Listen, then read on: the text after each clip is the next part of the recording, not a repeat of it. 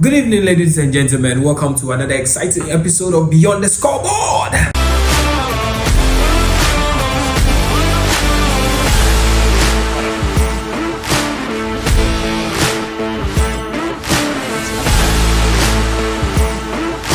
I used to watch his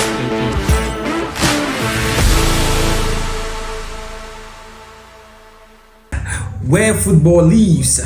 This is where we have football discussion beyond and off the field, on and off the field. This is why we love EPL, because of the competitiveness, because of the competition, the intensity in the EPL. That is the reason why we love the EPL. It is EPL game week 2, where we are here to review the games that happened during the weekend. A lot of amazing games happened, a lot of surprises. We had the wind blowing from the north to the south to the east. Everybody go collect. So yes, this time we are here to analyze some of the games. Let's start with Chelsea, because Chelsea, first of all, was the team that played on Friday. So Chelsea, surprisingly, I told you that West Ham is going to be a wake-up call for them. But at the end of the day, and when I told you that it's going to be a tough game, I wasn't lying. When it started, West Ham started giving the home morale, where they scored the first goal by Paqueta, which was a streamer.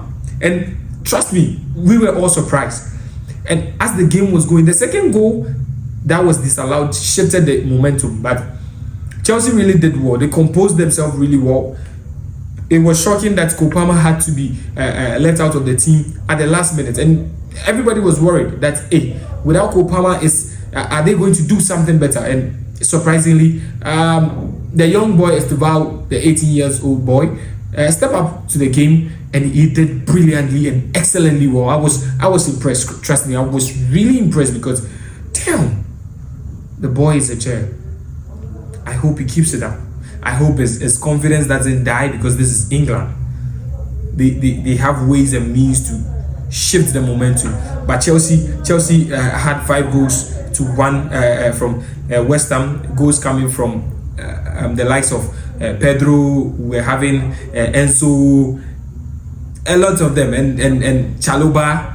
It was amazing. Chelsea played a very good football, and the two Netos, Pedro's score goal, Pedro Neto and the other Pedro also scored the goal. So Chelsea did really well. Bournemouth versus Wolves. I told you Bournemouth was going to win. Wolves had a red card. I think that one too shifted the momentum of the game, and Bournemouth had to lead by 1-1.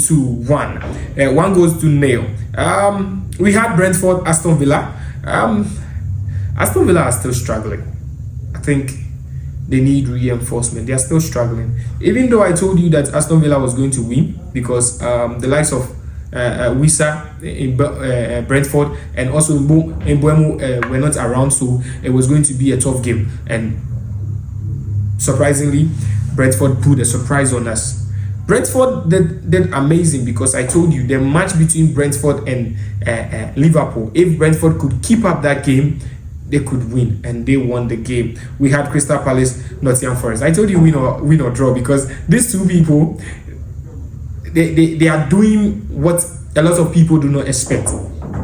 Crystal Palace, the current Community Shield winners, and also the FA Cup winners, I think they are bringing a lot of forces into the game. It's a team that we see as an underdog, but every single time they pull a surprise on us. And I think it's brilliantly executed. Nottingham Forest too, they did their thing. So it was a goalless 1-1 draw between Crystal Palace and Nottingham Forest. I don't want to talk about United, because United is a whole discussion we are going to have today. Rooney said, a lot of them said a lot of things, so we are going to have a discussion on that. We had Everton versus Brighton. I thought Brighton was going to win. Because Liverpool lost their first match, so I thought Brighton was going to win. Pickford, always doing this thing. He put a surprise penalty save that changed the momentum of the game. If that penalty had entered the net, it would have been a different story. United, as we all know, United played 1-1 between United and Fulham. United took the lead where Fulham equalized in later. But is it not surprising?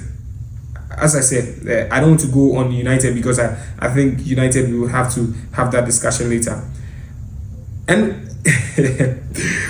funny enough, one of the surprising matches was between Man City and Tottenham. I told you that Tottenham, Man City was going to win, but with the likes of Kudus at the wings, where no one can pressure him, Kudus doesn't fall for the pressure.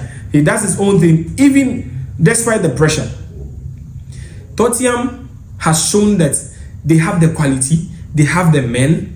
You can underestimate them, but at the end of the day, they will come on top. So Tottenham pulled a 2-0 win against Man City, which a lot of people were not expecting. I wasn't expecting it. I knew it was going to be a tough game, but to win 2-0, I was never expecting it. I was never expecting it.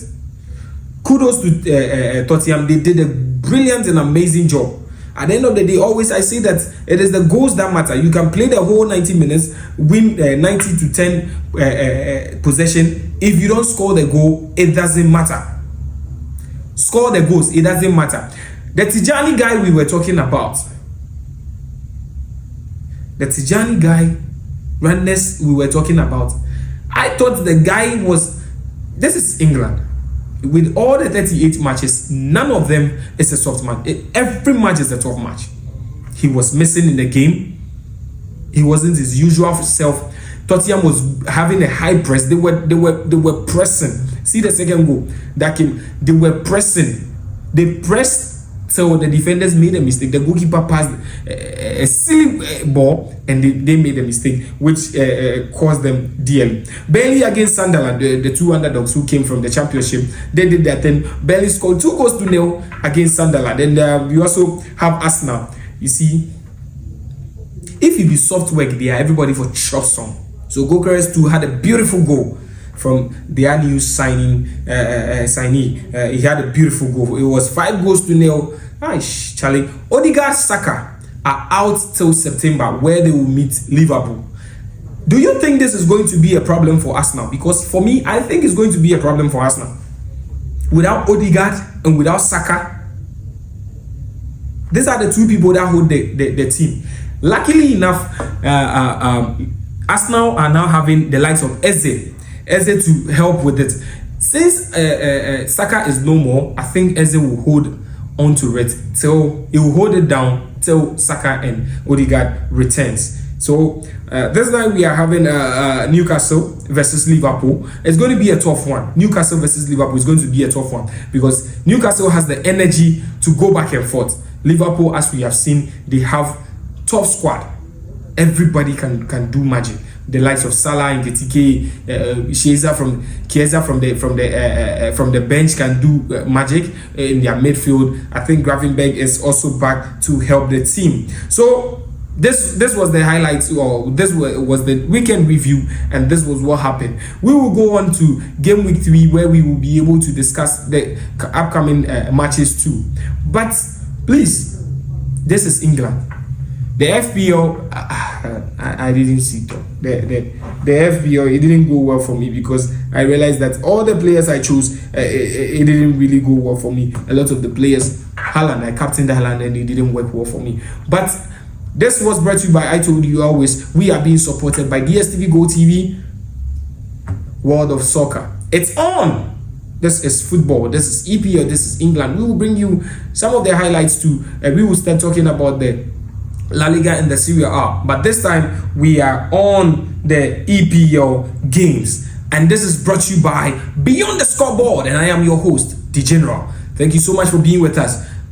Up next is United versus Fulham. Full analysis. Thank you.